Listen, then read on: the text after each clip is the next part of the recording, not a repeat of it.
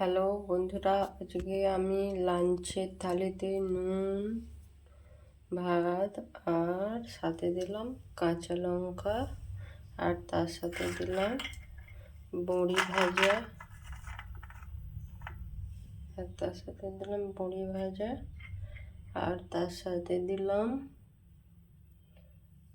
ইলিশ মাছের ডিম ভাজা, আর তার সাথে দিলাম বড়ি, ডাঁটা, কাঁচকলা, আলু আর উচ্ছে দিয়ে শুক্তো, আর তার সাথে দিলাম ইলিশ মাছের ঝাল।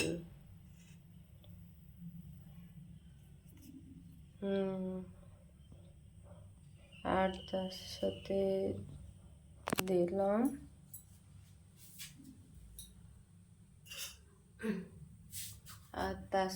দিলাম ইলিশ মাছের তেল। তো ভালো লাগলে বন্ধুরা আপনারা সবাই লাইক করবেন।